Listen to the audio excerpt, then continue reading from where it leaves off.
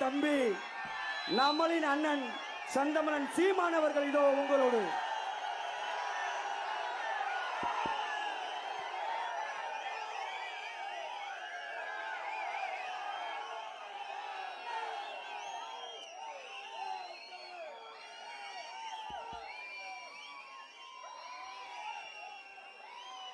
எங்களின்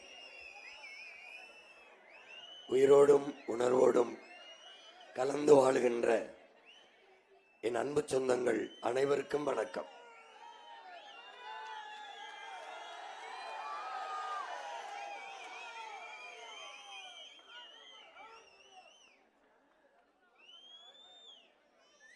ஊழல் லஞ்சமில்லாத, பசி பஞ்சமில்லாத,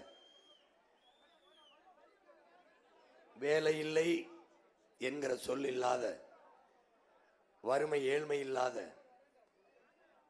ஒரு தூய தேசம். உலகத்தில் ஒரு சில வளங்களை வைத்துக்கொண்டு பல்வேறு நாடுகள் எப்படி பொருளாதாரத்தில் மேம்பட்டு சிறந்து வாழ்கிறது என்பதை எல்லாம் வாசித்து நேசித்த உங்கள் பிள்ளைகள் அந்த நாட்டை போல கல்வியிலே, மருத்துவத்திலே, வேலை வாய்ப்பிலே சிறந்த நாடாக ஏன் நம் நாட்டை மாற்ற முடியாது, உயர்த்த முடியாது என்ற கனவோடு இந்த களத்திலே நிற்கிறோம். எங்களுக்கு தன்னலம் என்ற உண்டு, அது எங்கள் இனத்தின் நலம்தான். அதனாலேதான் தொடர்ந்து தோற்று போனாலும் மறுபடியும் என் மக்களை நேசித்து நம்பி களத்தில் மறுபடியும் தனித்து போட்டியிட காரணம் அதுதான். ஏற்கனவே இருக்கிற இந்த கட்சி ஆட்சிகளின் முறை பிடிக்காமல் தான் புதிய ஒரு ஆட்சி முறையை உருவாக்க நாம் போராடுகிறோம். இங்கே ஆள் மாறும், ஆட்சி முறை மாறாது. திமுக போகும், அதிமுக வரும், அதிமுக போய் திமுக வரும். ஆனால் ஆட்சி முறை ஒன்றாகத்தான் இருக்கும். ஆள் மாறுவார்கள், ஆட்சி மாறும், கட்சி மாறும், ஆனால் ஆட்சி முறை மாறாது. ஆட்சி முறையை மாற்ற வேண்டும் என்று உங்கள் பிள்ளைகள் நாங்கள் நினைக்கிறோம். அதனால்தான் அடிப்படை அமைப்பு அரசியல் மாற்றத்திற்கு வந்த புரட்சியவாதிகள் என்று நாங்கள் சொல்வதற்கு காரணம் அதுதான்.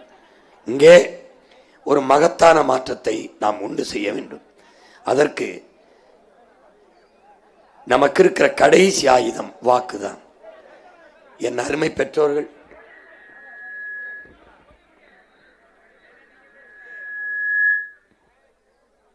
என்ன பிரச்சனை?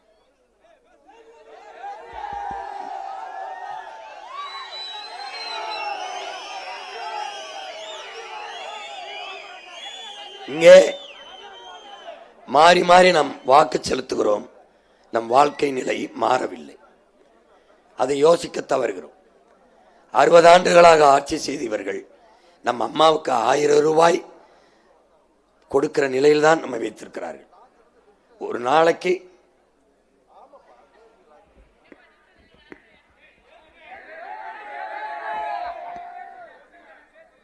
என்னடா இங்க நின்று பேசிட்டு இருந்தீங்கன்னா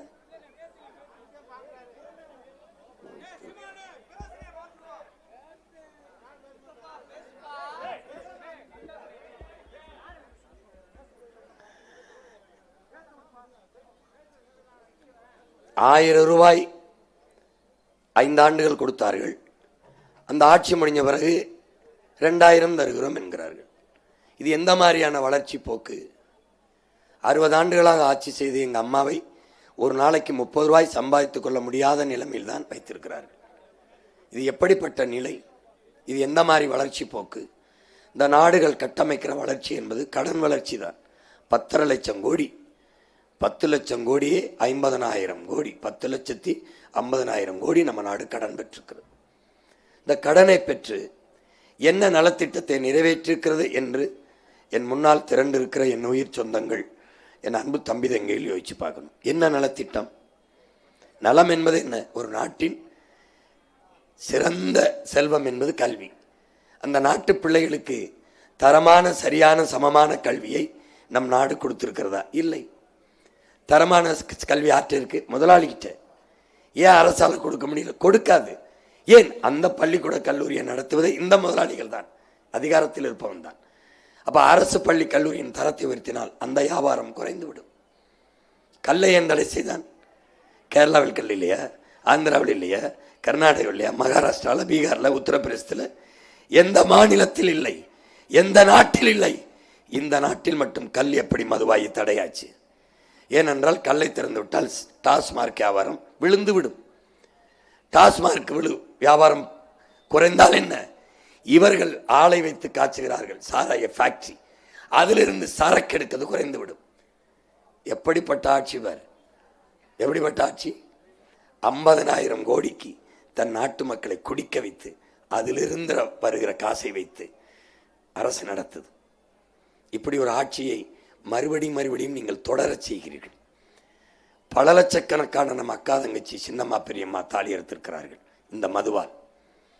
நீ தலைவனை தேர்வு செய்யவில்லை, தாலி ஏற்பவனை தேர்வு செய்து வைத்திருக்கிறாய். இது இன்று நேற்றல்ல, பல ஆண்டுகளாக செய்கிறாய். நீ முதல்வரை தேர்வு செய்யவில்லை, சாராய ஆலை அதிபர்களை தேர்வு செய்கிறாய். நீ தலைவனை தேர்வு செய்யவில்லை, திருடனை, உன் நிலத்தின் வளத்தை, ஆத்து மணலை மலையை வெட்டி விற்கிற, திருடி திங்கிற திருடர்களை தேர்வு செய்கிறாய். நீ மலையை மலை என்று பார்க்கிறாய், அது பூமி தாயின் மாறென்று உன் மகன் பார்க்கிறேன். உன் தாய், என் தாயின் மார்பில் இருந்து வந்த பால் உனக்கும் எனக்கும், பூமி தாயின் மலை மார்பில் இருந்து வந்த அருவிப்பால் தான் உலகில் எல்லா உயிர்களுக்கும் என்பதை நீ அறிய மறுக்கிறாய். ஆரென்று பார்க்கிறாய். உன் மகன் பூமி தாயின் இரத்த நரம்பு என்று பார்க்கிறேன். இதை என்றைக்கு நீ உணர்கிறாயோ அன்னைக்குத்தான் இந்த மகனை நீ தேர்வு செய்வாய்.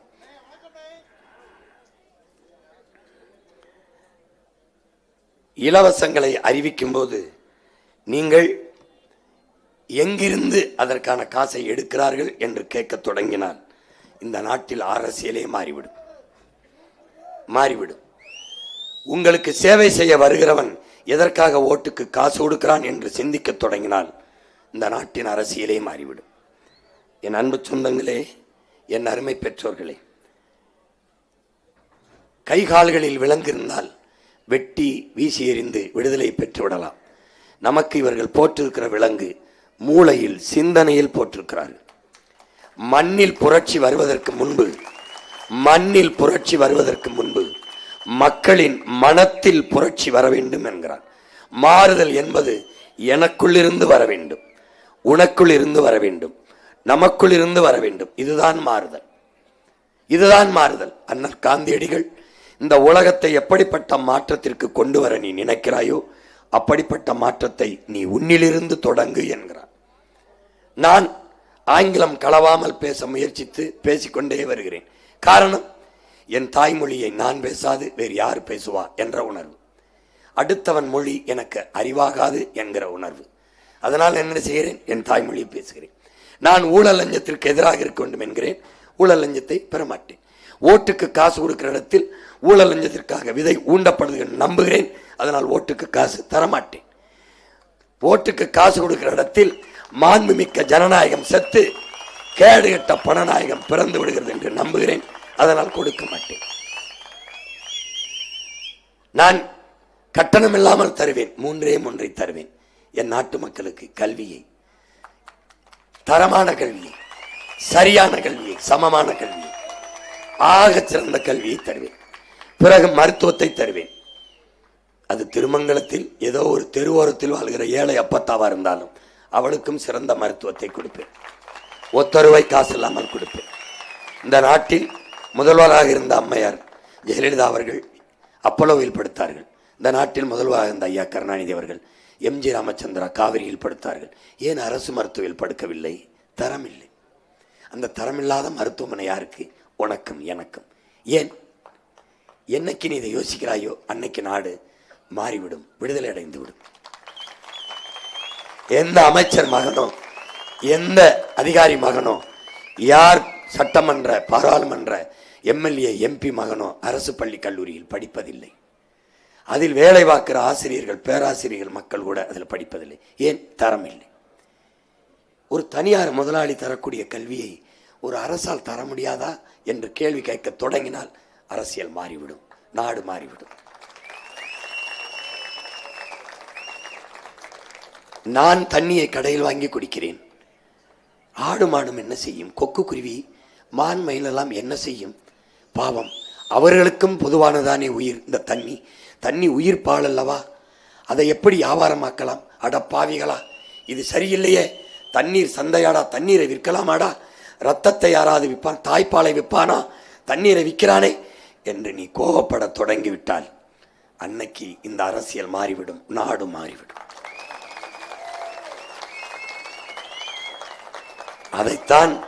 அதைத்தான் என் அன்பு தாய்மார்களே, என் அருமை பெற்றோர்களே, உயிரினுமில்லிய உடன் பிறந்தார்களே, விழிப்புணர்வு என்று சொல்கிறோம். விழிப்புணர்வு, எச்சரிக்கை, சிந்தனை, விழிப்புணர்வு என்று சொல்கிறோம். என் தலைவன் சொல்லுகிறான், விழிப்புணர்வே விடுதலையின் முதல் படி. அப்படின்னா என்ன?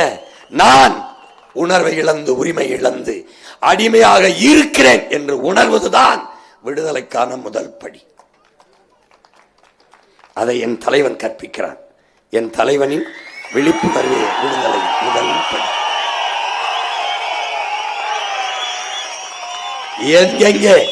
எங்கெங்கே என் சொந்தங்கள், எங்கெங்கே என் உயிரினுமினிய உடன் பிறந்தார்கள் விழிப்புணர்வோடு இருக்க வேண்டும் என்பதை உங்கள் மகன் ஒன்றொன்றாக சுட்டி காட்டுகிறேன் பாருங்கள்.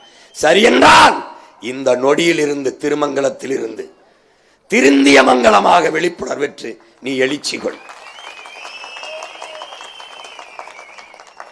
இவர் நம்ம மதிப்பிற்குரிய ஐயா, தமிழ் அறிவின் பொக்கிசம், முன்னாள் தலைமைச் செயலாளர். விழிப்புணர்வற்ற சமூகத்தில் நடிப்பவனுக்கே முதலிடம் கிடைக்கும் என்கிறார்.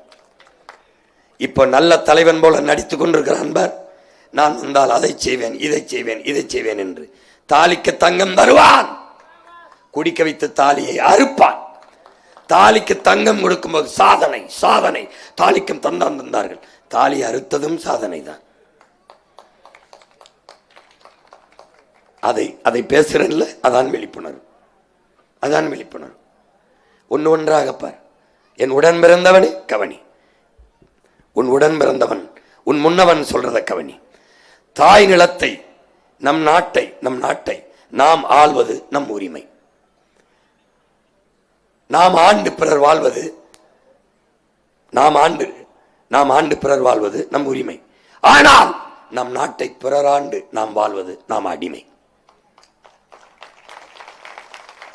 இதை என்று நீ உணர்கிறாயோ அன்றுதான் நீ விடுதலையை பெறுவாய், பெருமையோடு வாழ்வாய். உனக்கு புரியுதுன்னு நினைக்கிறேன். உன் நாட்டில் எத்தனை அமைச்சர், வேற மொழி அமைச்சர்னு நீ எண்ணிப்பாரு. நான் போன பிறகு தூங்கிட்டீன்னா விட்டு, இல்லை தூக்க வரலன்னு என்னை கூப்பிட்டு, புரியுதா? பார்த்துக்க. நீ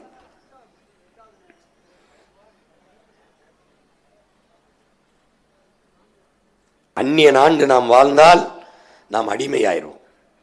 நாம் ஆளும்போது நம் மொழி, நம் கலை, நம் இலக்கியம், நம் பண்பாடு, நம் வழிபாடு, நம் பாரம்பரிய வேளாண்மை, நம் காடு, நம் மலை, நம் ஆறு, நம் அருவி, நம் கடல், நம் மண் வளம், மக்கள் நலம், நம் கல்வி, நம் பொருளாதார மேம்பாடு, பெண்ணிய உரிமை, தொழில் கட்டமைப்பு எல்லாம் பாதுகாப்பாக இருக்கு. இன்று உன் மொழி இருக்கிறதா? உன் கலை இலக்கியம் போற்றப்படுகிறதா? உன் பண்பாடு இருக்கிறதா? உன் தொன்று தொட்ட வழிபாடு இருக்கிறதா? விநாயகர் சதுர்த்திக்கு பொது விடுமுறை வைத்திருந்தாய், குருநானக்கு பொது விடுமுறை விட்டிருந்தாய், மகாபுரி ஜெயந்திக்கு பொது விடுமுறை வச்சிருந்தாய், சரஸ்வதி பூஜைக்கு வச்சிருந்தாய், லட்சுமி பூஜைக்கு வச்சிருந்தாய். ஆனால் என்னுடைய இறை திருமுருகப் பெருமானின் திருநாளுக்கு நீ பொது விடுமுறை வைத்திருந்தாயா? இல்லை. பொது விடுமுறையை பெற்றுக் கொடுத்த மகன் உன் முன்னால் நிற்கிற இந்த சீமான். பொது விடுமுறையை விட்டவர் ஐயா எடப்பாடி பழனிசாமி, விட வாய்த்தவன் இந்த எளிய மகன். ஏன்? என்னிடத்தில் அதிகாரம் இல்லை, போராடி விட வைத்தேன். எங்கே வைத்திருக்கிறாய் உன் வழிபாட்டை? எங்கே வைத்திருக்கிறாய்? நான் வந்துதான் திருச்செந்தூரிலும் திருப்பரங்குன்றத்திலும் தமிழில் வழிபாடு நடத்த வழக்கு போட்டு போராடி கொண்டு வருகிறேன். அவையின் தமிழள்ளி பருக வந்த முருகனுக்கு தமிழ் தெரியாது. மணிநெற்றி உமிழ்ச்சங்கல் தளல் உரை சுடற்கடவுள் தந்த தமிழ் சிவபெருமானே தந்த தமிழுக்கு தமிழ் தெரியாது. நக்கீரனின் தமிழோடு விளையாட வந்த என் மூதாதை சிவபெருமானுக்கு எப்படி என் இறக்கி தமிழில் மந்திரம் இல்லை? கோடும் நீர் நஞ்சானால் உணவும் நஞ்சாகும் என்று நீ உணர்ந்து விட்டால் அது விழிப்புணர்வு. பாரு, ஆத்துல நீர் எப்படி இருக்கு, சாயக்கழிவு. என்னாரும் சொந்தங்களே, வைகை என்பது இன்று வைகை நதியாக இருக்கிறதா, மதுரையின் கழிவு நீர் கால்வாயாக இருக்கிறதா? ஆத்திலே மணல் இருக்கும், நடுவிலே புல்லோ பூண்டோ முளைக்காது, கரைகளில் நாணல் முளைக்கும். ஆனால் இன்று வைகையை போகும்போது பார், செத்து போனது, மணலை அள்ளி விட்டவன் மண் வந்துருச்சு. மண் வந்ததால் அங்கே மரம் செடி கொடி புல்லு முளைச்சிருச்சு, மாடு மேய்கிறது. மதுரை மாநகரின் மொத்த கழிவும் வைகையில் ஓடுகிறது. உன் வைகை நதியை கொன்று விட்டாய். உன் தாயின் இரத்த நரம்பை அறுத்து வீசி விட்டாய். எப்படி வாழ்வாய்? எப்படி வாழ்வாய்? அந்த நச்சு கழிவு பூமிக்கு கீழே இறங்கினால் நீர் நஞ்சாயிராதா? அதை வைத்து நீ குடித்தால் உன் தாய்ப்பால் நஞ்சாய், உன் உடம்பு நஞ்சு ஏறி விடாதா? அதில் இருந்து விளைய வைக்கிற பொருள் விஷமாக விளையாதா? இதை சிந்திக்கிற திறன் இருந்தால் தான் நீ ஜெயிப்பாய். பார், உணவு நஞ்சாயிருது. பிறக்கிற குழந்தை புற்றுநோயோடு பிறக்குது. பிறக்கிற குழந்தை என்ன பான்பராக் போட்டதா, சிகரெட் பிடிச்சதா, சுட்டு பிடிச்சதா, எதுக்கு புற்று வருது? தாய்ப்பால் நஞ்சாயிருச்சு. எப்படி? ஆணுக்கு பெண் சமம் அல்ல, ஆணும் பெண்ணும் சமம் என்ற உணர்வு பெறுவது விழிப்புணர்வு.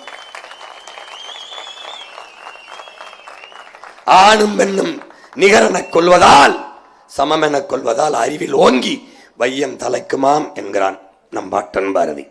உங்கள் பிள்ளைகள் தான் ஆணுக்கு பெண் சமம் அல்ல, ஆணும் பெண்ணும் சமம் என்று 117 பெண்களுக்கு இடம், 117 ஆண்களுக்கு இடம் என சம வாய்ப்பை கொடுத்தேன். 117 இடம் கொடுத்தேன். காரைக்குடியில் எனக்கு துணை வேட்பாளராக என் உயிர் துணையால் கயல்வெளி காளிமுத்து அவர்களை நிறுத்தினேன். அவர் கேள்வி கேட்கிறார், ஏன் நீங்கள் மாற்று வேட்பாளராக உங்கள் மனைவியை நிறுத்தியிருக்கிறீர்களே? வேற எந்த பெண்ணுக்கும் வாய்ப்பு கொடுக்காது துணை வேட்பாளராக என் மனைவியை போட்டால் அந்த கேள்வி சரி. 117 பெண்களுக்கு கொடுத்து விட்டு எனக்கு துணை, உயிர் துணை, வாழ்க்கை துணை, வாக்கரசியலிலும் துணை. இதை கவனி. என் இறைவன் சிவன் கொடுத்தால் ஏற்கிறீர்கள் தன்னில் பாதியை பெண்ணுக்கு, அதையே அவன் சீமான் கொடுத்தால் எதிர்க்கிறீர்களே ஏன்? சிவன் கொடுத்தால் வணங்குகிறீர்கள், சீமான் கொடுத்தால் எப்படி கொடுத்தாய்? என் பாட்டன் சிவன் கொடுத்தான், பேரை நான் கொடுத்தேன்.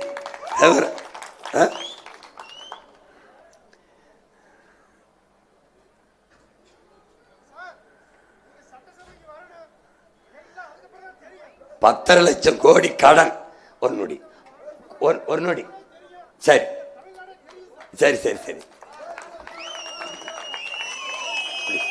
10 லட்சம் கோடி கடன். இருங்க, 10 லட்சம் கோடி கடன்.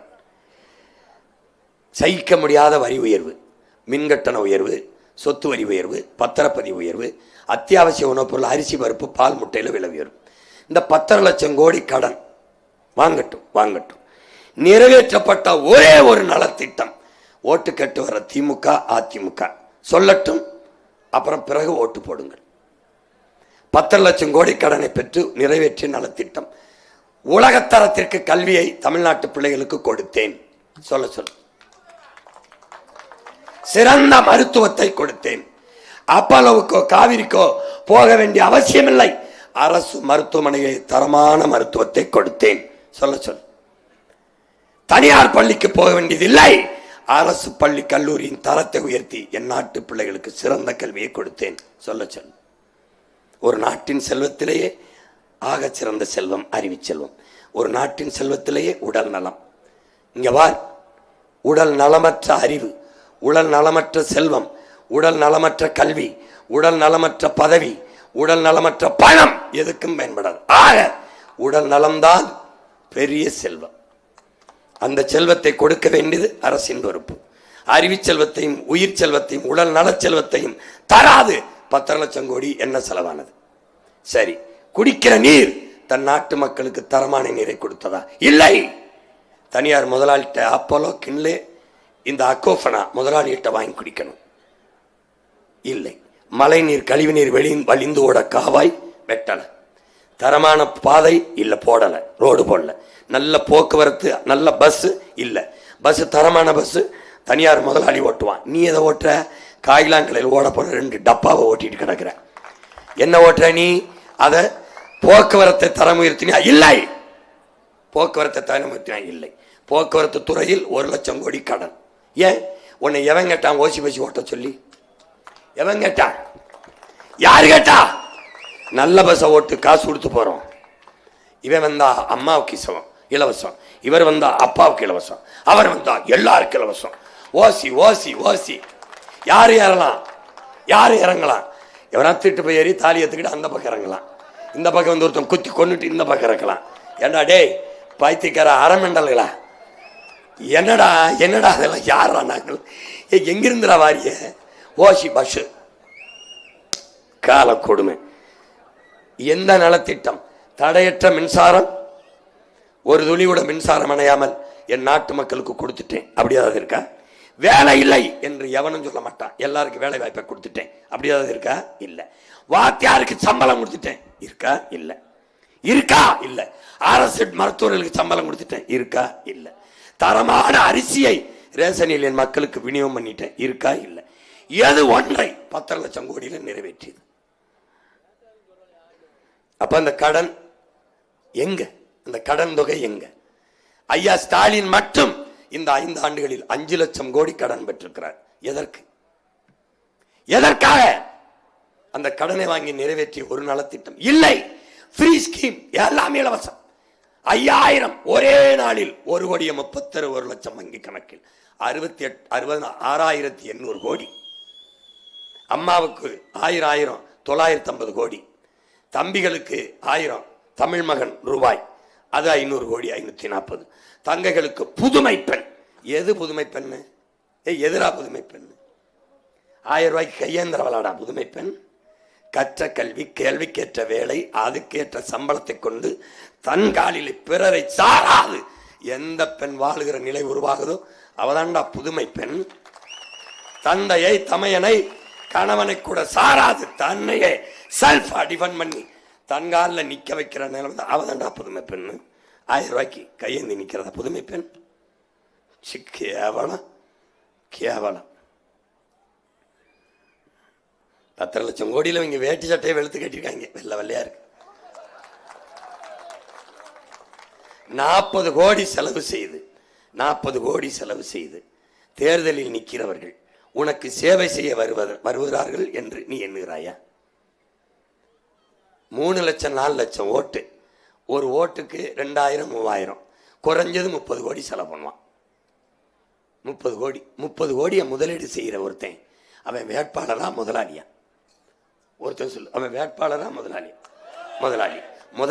முதலாளி கிட்ட இங்க முதலாளி தன் லாப தேவைக்கு முதலீடு செய்வானா, மக்கள் சேவைக்கு முதலீடு செய்வானா? இதாண்டா விழிப்புணர்வு.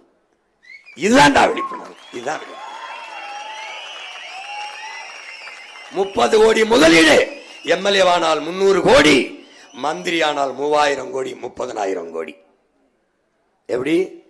எம்எல்ஏ ஆனாலே 3000 கோடி அடிப்பான், மந்திரி ஆனால் 30,000 கோடி. அதற்கான முதலீடு. நமக்கு வேலை செய்ய வரவேன் யாராவது, அம்மா நான் உங்களுக்கு சேவை செய்ய வரலாம்னு இருக்கேன், வீட்டில் ஏதாவது பழுதாக இருந்தால் பழுதுங்கிட்டு போகிறேன், இந்தாங்கம்மா 1000 ரூபா. அப்படி எவனா வருவானாடா? எவனா? திருடின காசில் உனக்கு நான் திருடிட்டேன் உங்கள் வீட்டில் ஒரு 1 லட்சம் ரூபாய்க்கு, இந்தாங்க உங்களுக்கு 2000 அப்படின்னு கொடுத்தா வாங்குவியா? விளக்கமாறால் அடிப்பியா? செருப்பால் அடிப்பியா? விளக்கமாறு. சரி, நான் திருட போகிறேன் உங்கள் வீட்டில், அதுக்கு முன்னாடி 2 லட்ச ரூபா திருட போகிறேன், அதுக்கு முன்னாடி ஒரு டோக்கன் அட்வான்ஸ் உங்களுக்கு அந்த பணத்தில் ஒரு 2000 கொடுக்குறேன், வாங்கிக்கிருவியா? இல்லை என்ன பண்ணுவேன்? காரி துப்பி விளக்க மத்தல அடிக்க மாட்டியா? ஏன் இவங்களை அடிக்கல? நீ ஏன் அடிக்கல? அவன் திருடலப்ப திருடல.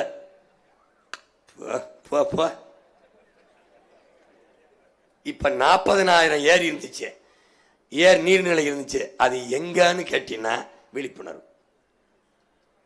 ஏரிய பூரா தூத்து தின்னவன் யாரு? இது மதுரை நீதிமன்றம் கட்டப்பட்டிருக்கு. ஏரியில நீதிமன்றத்தை ஏரியில, அரசு அலுவலகங்களை ஏரியில, எல்லாத்தையும் கட்டிட்டு யாராவது நம்ம மக்களை 2 பேர் இவன் தான் ஆக்கிரமிச்சு கொடுத்து வீட கட்ட சொன்னான், திடீர்னு நீதிமன்றத்தில் சொல்லி அதை ஆக்கிரமிப்பு இடிக்க சொன்ன இடிக்கிறான்.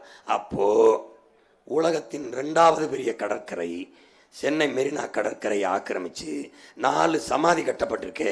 அது ஆக்கிரமிப்பா இல்லையா? என் ஆத்தாளப்ப ஆக்கிரமிச்சுட்டா நீ இடிச்சிரிய, நீ அந்த ஆக்கிரமிப்பை இடிக்கணுமா வேணாமா? இவ்வளவுதான்டா விழிப்புணர்வு, இவ்வளவுதான்டா, இவ்வளவுதான். பெண்களுக்கு பாதுகாப்பு இல்லை. ஏன் பாதுகாப்பு இல்லை? ஏன் பாதுகாப்பு இல்லை? ஏன் பாதுகாப்பு இல்லை? என் தங்கைக்கு என்னிடத்திலிருந்து, என் அக்காவுக்கு என்னிடத்திலிருந்து கூட கூட பேசிட்டு வந்தா பேச முடியாது. கவனிக்கணும், கூட கூட பேசிட்டு இருந்தா பேச முடியாது.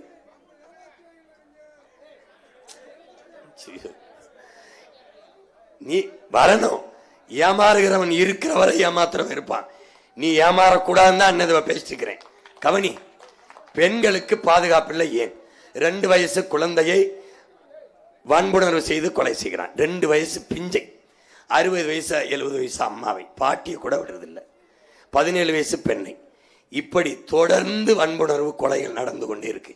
யாரால்? யாரால்? நம்ம அக்கா தங்கச்சி நம்மிடமிருந்தே பாதுகாக்க முடியவில்லை. யாரிடமிருந்து யார் பாதுகாப்பது? இது காரணம் என்ன? யார் பாதுகாப்பு கொடுப்பது? சொல்லு, யார் பாதுகாப்பு? ஏன் பாதுகாப்பு இல்லை? ஏன் பாதுகாப்பு இல்லை?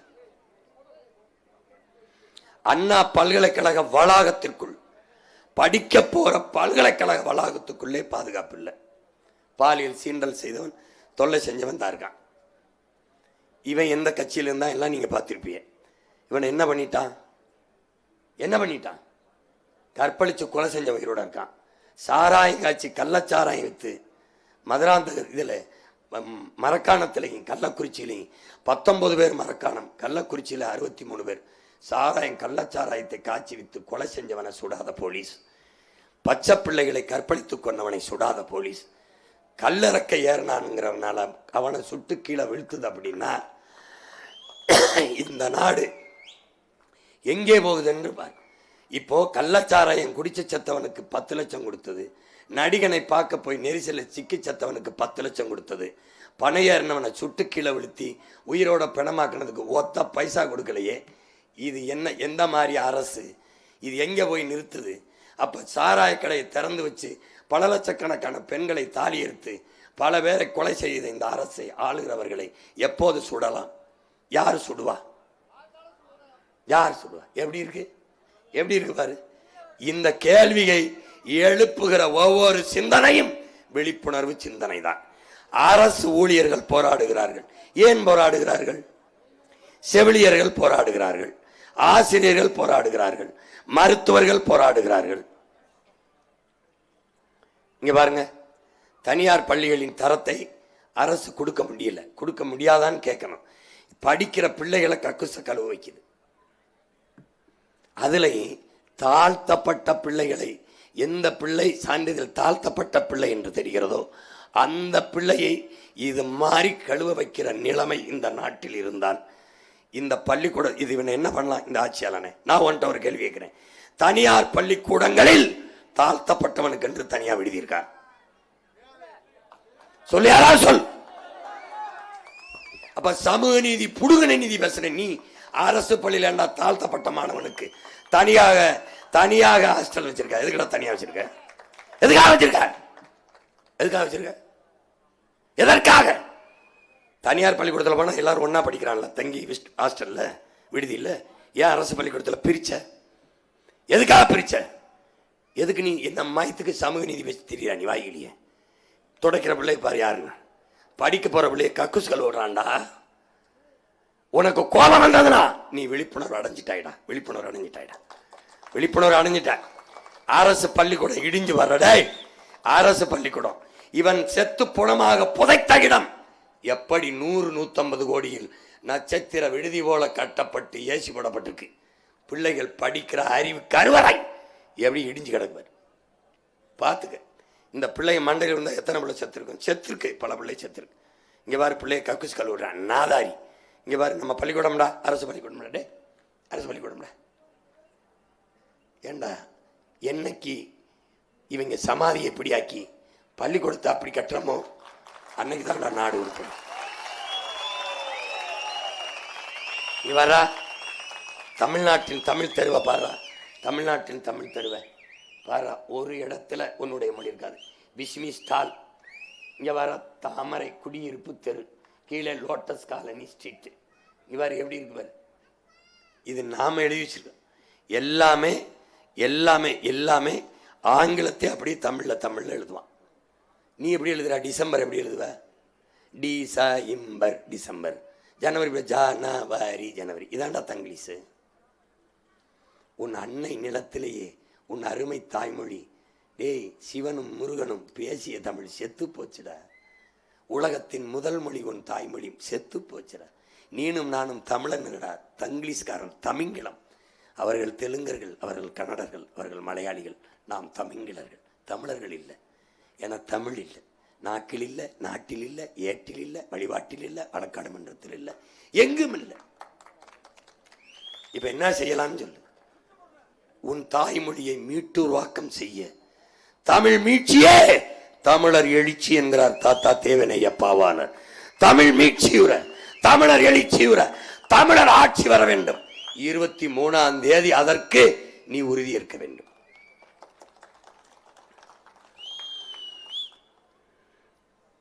தனியார் கொடுக்கிற நீரை, தரமான நீரை போத்தலில் அடைச்சு ஒரு அரசு கொடுக்க முடியாதா? நம்ம அத்தாலக்காவுக்கு நமக்கு லேப்டாப் இலவசம், சைக்கிள் இலவசம், மிக்சி இலவசம், கிரைண்டர் இலவசம், ஃப்ரிட்ஜு இலவசம், 1000 2000 8000 10000 காசு எல்லாம் இலவசம் கொடுக்குற அரசால் ஏன்டா தண்ணீரை தர முடியல? ஜெயலலிதா அம்மா அரசு 10 ரூபாய்க்கு தண்ணீரை வித்துச்சு. அந்த அம்மா தான் மடிக்கணின்னு கொடுத்தாங்க. அவங்க தான் மிக்சி கிரைண்டர்லாம் இலவசமாக கொடுத்தாங்க. எல்லாத்தையும் இலவசமாக கொடுத்த அரசால ஏன்டா தண்ணீரை கொடுக்க முடியல? இந்த கேள்வி நீ கேட்டால் அதாண்டா விழிப்புணர்வு. ஏன் கொடுக்க முடியல? ஏன் கொடுக்க முடியல? தண்ணீரை நான் தரமாக கொடுத்துட்டா, என் மக்களுக்கு காசு இல்லாமல் கொடுத்துட்டா, தண்ணீரை விற்கிற முதலாளி பாதிக்கப்பட்டு விடுவான். அவன் பாதிக்கப்பட்டால் எனக்கு என்ன? அவனிடம் இருந்து வருகிற ஆயிரக்கணக்கான கோடி கமிஷன் நின்றுவிடும். இப்போ நீ தலைவனை தேர்வு செய்திருக்கிறாயா? கமிஷன் வாங்குகிற புரோக்கர்களை, தரகர்களை நீ தேர்வு செய்திருக்கிறாயா? இதை புரிந்து கொண்டால் நீ விழிப்புணர்வு அடைந்து விட்டாய். உன் இதயத்துக்குள் புரட்சிகர அரசியல் மாறுதலுக்கான அரசியல் சிந்தனை மலர்ந்து விட்டது. நம்ம ஆத்தாள் அப்பனுக்கு கிடைக்காத தண்ணீர் எப்படி அந்த முதலாளிக்கு மட்டும் கிடைக்குது? எப்ப போன் அடிச்சாலும் கூட அவன் கொடுத்துறானே. எப்படி, எங்கிருந்து வருது? அது தண்ணி தானா? எதை நம்பி குடிக்கிறோம்?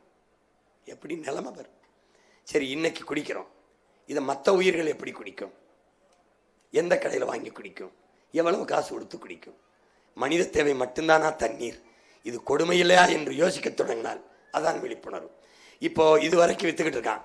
இப்பவே பூமிக்குள்ள ஒரு சொட்டு நீர் இல்லைன்னு எல்லாரும் சொல்லிட்டான். இன்னொரு 5 வருஷம் விற்பானா? அதுக்கப்புறம் தண்ணி இல்லைன்னா எதை குடிப்பேன்? எந்த முதலாளி விற்பான்? வித்த முதலாளி ஓடி போயிடுவான் காசு தூக்கிட்டு. நீ என்ன பண்ணுவ? என்ன பண்ணுவ? யாரு குறவழியும் கடிச்சு ரத்தத்தை குடிப்பியா?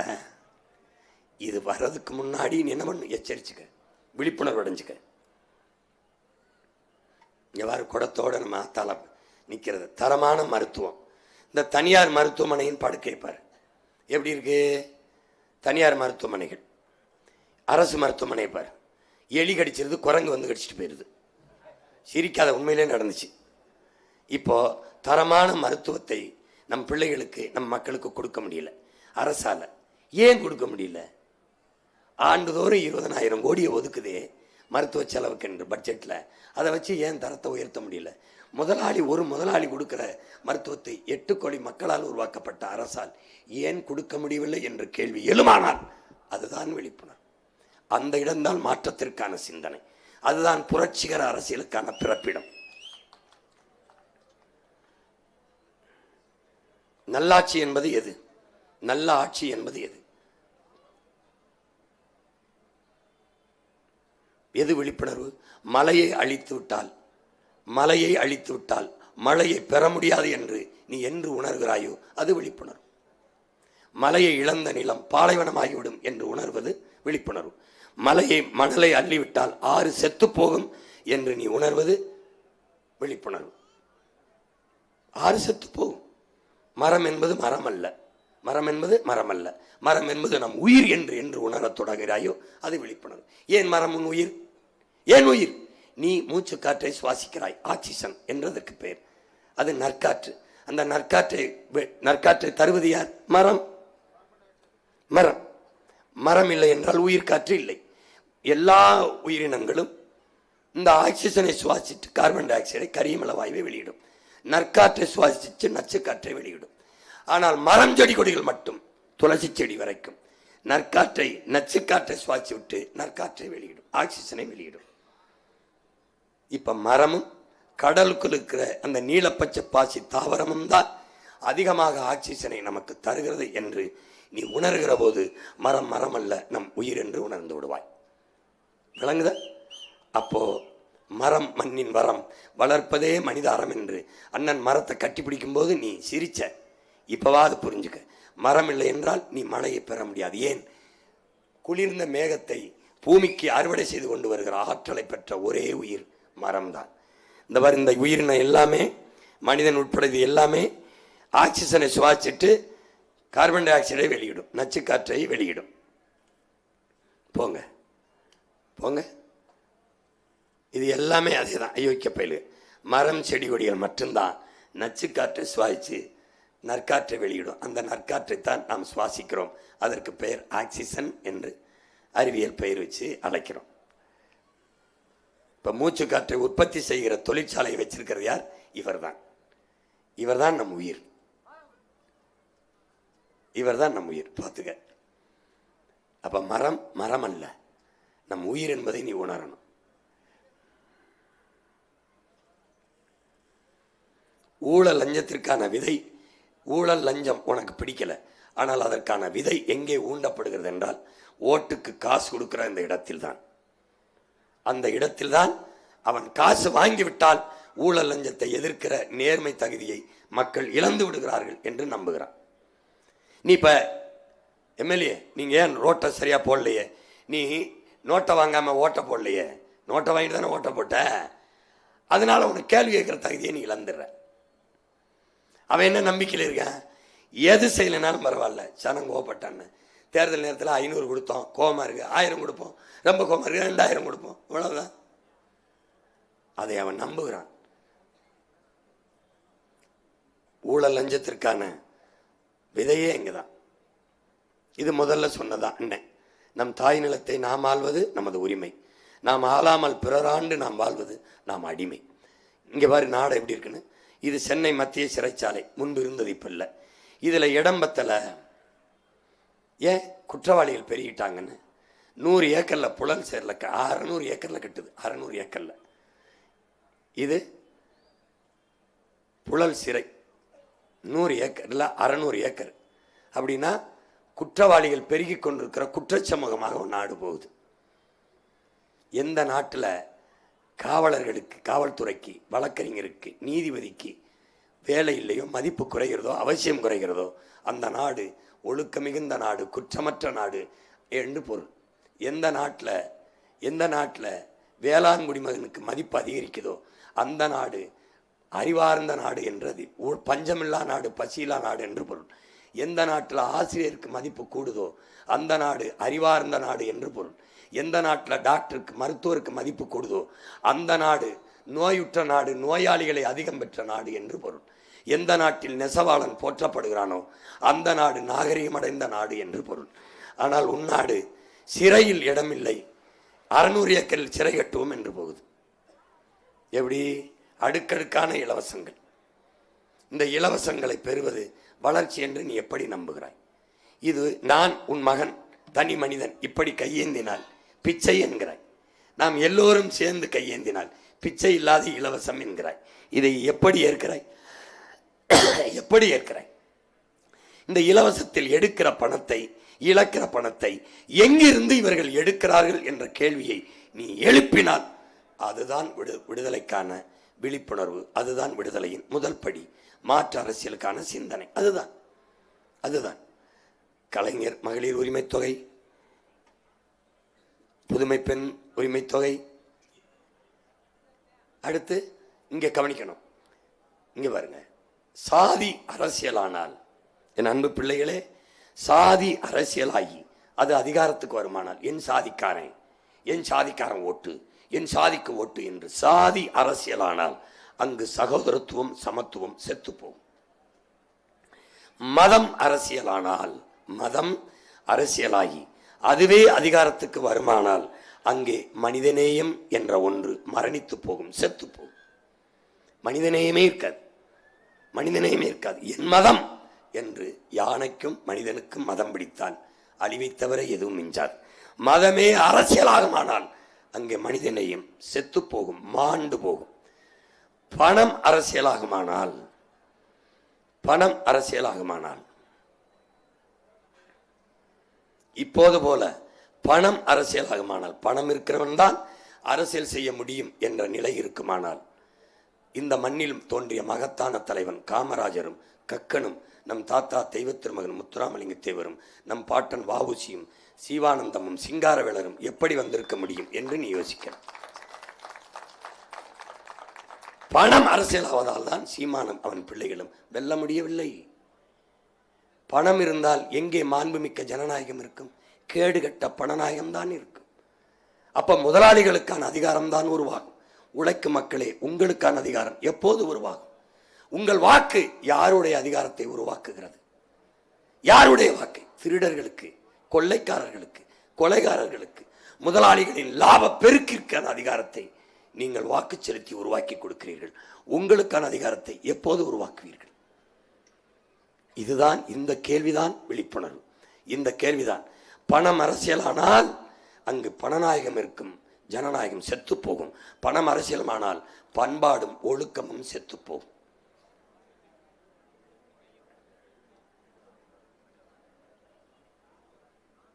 எப்படி நம்ம பிள்ளைகளை கையேந்த வச்சிருக்காங்க பாரு. ஒழுக்கம் கெட்டு போம்னா எப்படி? பண்பாடு இருக்காதுன்னா எப்படி? வரிசையில் நின்று நான் மிக்சி கொடுக்குறேன், வரிசையில் நின்று என் தாய் தந்தை வாங்குவாங்களா?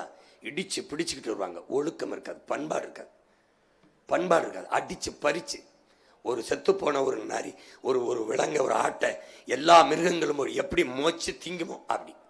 அதுதான் பண்பாடும் ஒழுக்கமும் செத்து போகுங்கிறான். இவர்களுடைய ஆட்சி சலுகை, மானியம், போனஸ், இலவசம். இதுதான் இந்த 60 ஆண்டுகள் திமுக ஆட்சியில் அறிவிக்கப்பட்ட திட்டங்கள். சலுகை, மானியம், போனஸ், இலவசம். வேற ஒன்றும் இல்லை, ஒன்றும் இல்லை.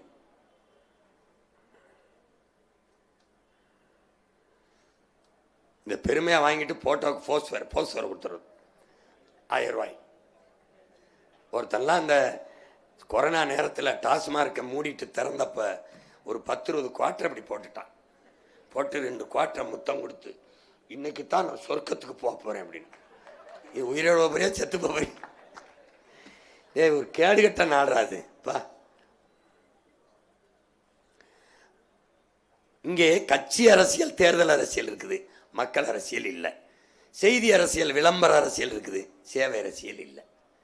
இந்த கட்சி அரசியல், தேர்தல் அரசியலை விட்டுவிட்டு மக்கள் அரசியலுக்கு வர வைப்பதுதான் நம்முடைய கனவு.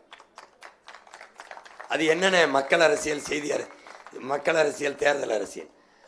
லேப்டாப்பை 30 லட்சம் மாணவர்களுக்கு போன ஆண்டு கொடுத்திருந்தால் அது மக்கள் அரசியல். இந்த மாசம் தேர்தலை வச்சு போன மாசம் கொடுத்தால் அது தேர்தல் அரசியல். போன பொங்கலுக்கு குடும்ப அட்டைக்கு 3000 கொடுத்திருந்தால் மக்கள் அரசியல். இந்த பொங்கலுக்கு 3000 கொடுத்ததால் அது தேர்தல் அரசியல். போன முறை ஒவ்வொரு வங்கி கணக்கும் 5000 போட்டிருந்தால் அது மக்கள் அரசியல். இந்த மாதம் தேர்தலை வைத்துவிட்டு போன மாதம் 15 நாளுக்கு முன்னாடி ஒவ்வொரு வங்கி கணக்குக்கும் 5000 போட்டது தேர்தல் அரசியல். உனக்கு விளங்கிருச்சா? விளங்கிரும். செய்தி அரசியல், விளம்பர அரசியல், சேவை அரசியல், செயல் அரசியல். நாம செய்யறது செயல் அரசியல், சேவை அரசியல். அவர்கள் செய்வது செய்தி அரசியல், விளம்பர அரசியல். எப்படி? செப்டம்பர் 16 நாங்கள் குடும்ப தலைவிக்கு 1000 கொடுக்க போகிறோம். அதை ஜனவரி 1 விளம்பரம் செய்வார்கள். இதுதான் விளம்பர அரசியல், செய்தி அரசியல். அந்த விளம்பரம் செய்கிற கருமாதி அந்த காசையும் சேர்த்து 2000 கூட கொடுத்து தொலைஞ்சிருக்கலாம். இதுதான் விளம்பர அரசியல், செய்தி அரசியல். விளங்குதா? விளங்குது. இப்போ விழிப்புணர்வற்ற சமூகத்தில் நடிப்பவனுக்கே முதலிடம் கிடைக்கும் என்று ஐயா இறையன்பு சொன்ன கதைக்கு வருவோம்.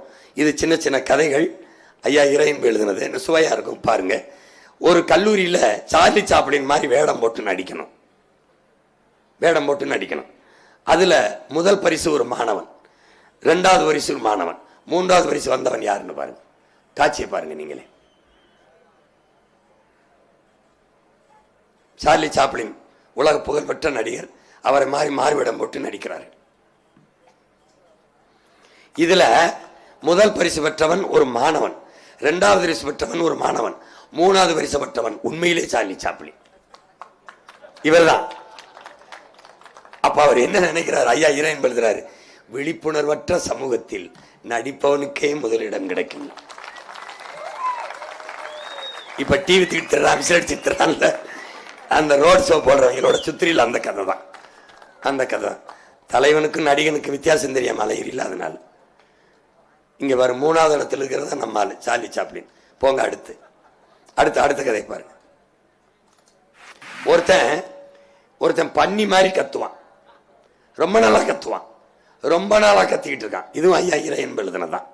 இதுல என்ன பண்ணுவான்னு, அந்த பன்னி மாதிரி கத்துறதுல சின்ன பண்ணி, நடு வயசு பண்ணி, மூத்த வயசு பண்ணியா கத்துவான்.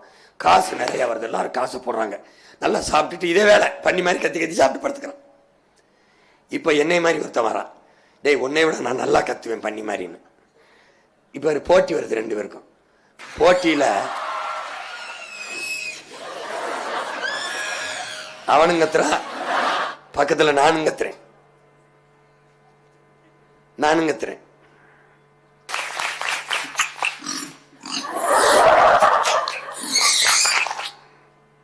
இப்ப நான் வர்றேன்.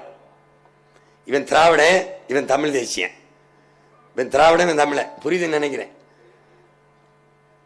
இல்ல நானும் கத்துறேன்றான். 2 பேருக்கும் போட்டி.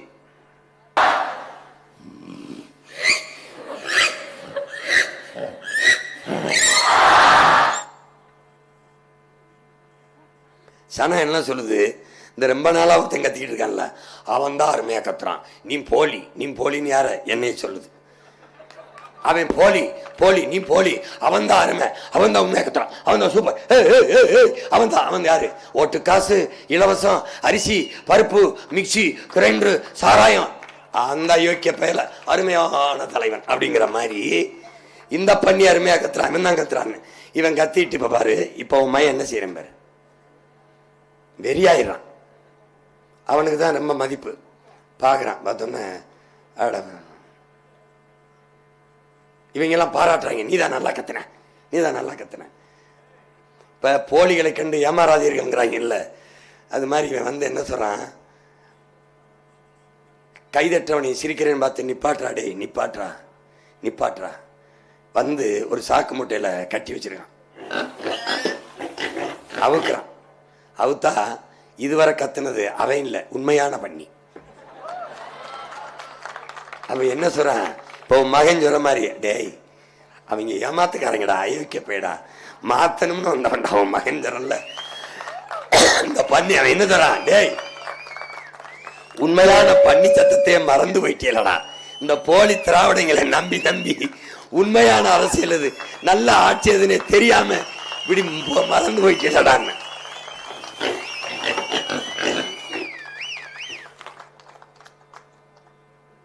அடுத்து பாரு, போங்க. இந்த போலிகளை பார்த்து ஏமாந்த மாதிரி தான் இது. என்ன சொல்றாருன்னா நம்ம ஐயா, வண்ண விளக்குகளின் வெளிச்சத்தில் பௌர்ணமி வெளிச்சத்தை மறந்து போனவர்கள் என் மக்கள் என்று.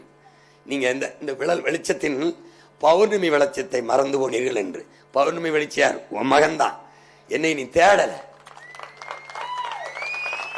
இந்த விளக்கு உன் வீட்டுக்கும் உன் தெருவுக்கும், அந்த விளக்கு உலகத்துக்கு. உன் மகன் உலக பொதுமைக்கு நிக்கிறேன், எல்லாருக்கும் நிக்கிறேன். உன் ஜாதிக்கு இல்ல, அவன் ஜாதிக்கு இல்ல, அவன் மதத்துக்கு இல்ல, அவன் மதத்துக்கு இல்ல, மனிதருக்கு மட்டுமில்ல, ஆடு மாடு நாய் நரி புல்லு பூண்டு மரம் செடி கொடி மலை கடல் எல்லாத்துக்கும் நிக்கிறேன். நிலவ போல ஜொலிக்கிறேன். நீ என்னை பார்க்க மறந்துட்டு இந்த வண்ண விளக்குகளை பார்த்து போய்கிட்டு இருக்க. அடுத்து பாரு யாருன்னா, இந்த வாசனை திரவியங்களின் வாசன திரவத்தினுடைய வாசனையில் வண்ண மலர்களின் வாசனையை மறந்து போனார்கள், வாசத்தை மறந்து போனார்கள் என் மக்கள் என்று ஐயா இறையன் எழுதுறார். இவன் ஓனாய் கத்தின்னு ஒரு கதை ஐயா எழுதுறார். இந்த கத்தியை பாரு, இந்த ஓனாய் என்ன பண்ணுது, ஊருக்குள்ள வந்து இந்த கோழிகளை பிடிச்சு பிடிச்சு தின்னு வருது. இந்த ஊருக்காரெல்லாம் கூடி ஒரு முடிவெடுத்து இந்த ஓனாயை எப்படியாவது கொண்டுடணும்ட்டு இந்த கத்தியில கோழி ரத்தத்தை தடவி வச்சிடுறாங்க. இதுதான் ஓனாய் கத்தி. இந்த கத்தியை வந்து அவர் கோழி ரத்தத்துக்கு நக்குறாரு. எப்படி நக்குறாரு பாரு, அருமையா நக்குவாப்ல. நக்கும்போது அந்த ரத்தத்தை அவர் நக்கல, இவர் நாக்கு கிழிஞ்சு சொந்த ரத்தம் சிந்ததுல அதை தான் நக்கிறார். ரத்தம் வர வர நல்லா இருக்கு, நல்லா அருமையா இருக்குன்னு நக்கிறாப்ல. நக்கி நக்கி எப்படி சொல்றாருன்னா, என் மக்கள் இந்த 1000-500 அரிசி பருப்பு இலவசம் வேட்டி சேலைக்கு அவன்கிட்ட கையேந்தி நம்ம காசு நம்ம வரி நம்ம ரத்தத்தான் உறிஞ்சிடாமன்னு தெரியாம இந்த ஓனாய் போல சொந்த ரத்தத்தை நக்கி செத்து விழுந்த ஓனாய் போல என் மக்கள் 10.5 லட்சம் கோடி கடனாகி இந்த நாடு வாத்தியாருக்கு சம்பளம் கொடுக்க முடியாம மருத்துவர் சம்பளம் திவாலாகி போகும்போது தெரியும். ஆமா சார், முடியும், தெரிஞ்சு சார். வேற இங்க வழக்க போடுங்க சார், கோர்ட்ல மீட் பண்ண இருப்பா சீக்கிரம் படிப்போம். இந்த நன்மையும் தீமையும் கொஞ்சம் சார் நேரம் போதில் சீக்கிரம் கவனி. இந்த நன்மை எது? வாழைப்பழம் வாசல்ல தொங்குது பெட்டி கடையில. வாழைப்பழம் யாரு? நான் தான், உன் கூட பிறந்த உன் மகன். எப்படி தொங்குறேன்? தலையில தவம் இருக்கேன். என்னை சாப்பிடு, நான் நல்லவன், உனக்கு உடம்புக்கு நல்லது, தயவு செய்து சாப்பிடுன்னு சொல்றேன். நீ என்னை கண்டுக்காம நீ என்ன பண்ற? அவன் மறைச்சு வச்சிருக்கான் பெட்டிக்குள்ள பான்பராக்கு சிகரெட்டை. புற்றுநோய் வந்து உன்னை சாகடிக்கிற பான்பராக்கின் சிகரெட்டை வாங்கிட்டு வாசல்ல தவமா இருக்கிற என்னையை கண்டுக்கிறாம போற. எத்தனை வருஷமா போற? 10 வருஷமா போற. இப்பவாது என்னை பாரு, ஒரு தடவை வாழைப்பழத்தை பாரு. போங்க கொஞ்சம் வேகமா போங்க, அடுத்து போங்க. இது நரி. இந்த திராவிட நரிகள் நாடால துடிப்பது மாதிரி இந்த நரி துடிக்குது. துடிச்சிட்டு என்ன செய்து இவங்க அறிவிக்கிறாங்கல்ல, நான் 8000 தருகிறேன், நான் 10,000 தருகிறேன், நான் ஃப்ரிட்ஜ் தருகிறேன், 1 லிட்டர் எண்ணெய் தருகிறேன், 1 கிலோ பருப்பு தருகிறேன். அதையே நரி சொல்லுது. எப்படி சொல்லுது? என்னை ஓட்டு போட்டு முதலமைச்சர் ஆக்கிட்டீங்கன்னா ஒவ்வொரு ஆட்டுக்கும் குளிர்காலத்தில் ஒரு போர்வை, குளிரில் நடுங்காம இருக்க போர்வை. ஆடெல்லாம் ஏமாந்து நரிக்கு ஓட்ட போட்டு முதலமைச்சர் ஆக்கிடுது. நரி முதலமைச்சர் ஆனவன போர்வை செய்யறதுக்கு ஆட்டு தோலை உரின்னு உரிக்குது. என்ன நீ என் தோலை உரிக்கிற அப்படின்னு, அதுல தானே போர்வை செய்யணும். அப்புறம் நான் எங்க இருந்து போர்வை செய்யறது? இப்போ நரி ஆட்டு தோலை உரின்னு உரிக்குது. இவன் நம்மள ஆத்தால பண வரின்னு உரிப்பான். தட்சால் இவரான. புரியுதா? இந்த விழிப்புணர்வு தான்டா விடுதலையின் முதல் படி. இந்த விழிப்புணர்வு தான் விடுதலையின் முதல் படி. உரிச்சு போட்டிருக்கு பாரு நரி. சிரி. நீ விடுதலைக்காக எதையும் செய்வாய், துணிந்து செய்வாய் என்று உன் எதிரிக்கு உணர்த்துவதுதான் உன் விடுதலையை பெற்றுத் தருங்கிறான் மால்கம் எக்ஸ். நீ இப்போது உன் விடுதலைக்காக எதையும் செய்ய துணி. எதை? வாக்குக்கு காசு வாங்காதே, நீ இலவசத்திற்கு கையை ஏந்தாதே, தன்மானத்தோடு வாழ்கிற தலை நிமிர்ந்த வாழ்க்கையை, தற்சார் வாழ்க்கையை உன் மகன் உனக்கு தருகிறேன். நீ விவசாய சின்னத்திற்கு வாக்கை செலுத்தி எங்களை வெல்லவை. இந்த மண்ணிலே, இங்கே மதுரையிலே போட்டியிடுகிற, திருமங்கலத்தில் போட்டியிடுகிற மருத்துவர் என் அன்பு தம்பி முனிஸ் அவர்களுக்கு விவசாய சின்னத்தில் வாக்கு செலுத்தி வெற்றி பெற செய்யுங்கள். உசிலம்பட்டியிலே போட்டியிடுகிற என் அன்பு மகள் அபிராமி தனபால் அவர்களுக்கு விவசாய சின்னத்திலே வாக்கு செலுத்தி வெற்றி பெற செய்யுங்கள். அடுத்ததாக இந்த மற்றவர்களை நாளைக்கெல்லாம் அறிமுகப்படுத்துகிறேன். என் மகள் படித்துக் கொண்டிருந்தவளை படிப்பை நிறுத்திவிட்டு உசிலம்பட்டியிலே நிறுத்தியிருக்கிறேன். என் தாத்தா முத்துராமலிங்க தேவரும் மூக்கையா தேவரும் உலவிய மண்ணில் ஒரு தூய மகள், தூய உள்ளத்தோடு நாட்டுக்கும் மக்களுக்கும் சேவை செய்ய வேண்டும் என்ற கனவோடு வந்திருக்கிற என் மகள் அபிராமி தனபாலுக்கு, என் அண்ணனின் மகள், அவளை நீங்கள் வெற்றி பெற செய்ய வேண்டும். இவன் என் தம்பி மருத்துவர், மருத்துவ பணிகளுக்கு இடையிலேயே சிறப்பு மருத்துவர். அவன் அவசர சிகிச்சை பிரிவிலே இருக்கிறவன். அதை விட நான் சொன்னேன், நாடு மக்களும் ரொம்ப அவசர சிகிச்சைக்கு காத்திருக்கிறார்கள், தயவு செய்து வா என்று அவனை திருமங்கலத்திலே நிறுத்தியிருக்கிறேன். இவர்களின் வெற்றி உங்களின் வெற்றி. என் மகள், என் தம்பியின் வெற்றி அல்ல, உங்கள் வெற்றி. திமுகவுக்கு ஓட்டு போட்டீர்கள், அவர்கள் வென்றார்கள், நீங்கள் தோற்றீர்கள். ரெட்டலைக்கு ஓட்டு போட்டீர்கள், அவர்கள் வென்றார்கள், நீங்கள் தோற்றீர்கள். இம்முறையேனும் என்னை பெற்றவர்களே, என் உடன் பிறந்தார்களே, விவசாய சின்னத்திற்கு என் மகளுக்கும் என் தம்பிக்கும் வாக்கு செலுத்தி நீங்கள் வெற்றியடையுங்கள், வெற்றியடையுங்கள். புரட்சி எப்போதும் வெல்லும். நம் வெற்றி அதை சொல்லும். இலக்கு ஒன்றுதான், இனத்தின் விடுதலை. தமிழ்தாய் வாழ்க, தலைவர் பிரபாகரன் வாழ்க. என் மகள் அபிராமி தனபால் வெல்க, என் தம்பி முனிஸ் வெல்க, வெல்க, வெல்க. நாம் தமிழர். நன்றி, வணக்கம்.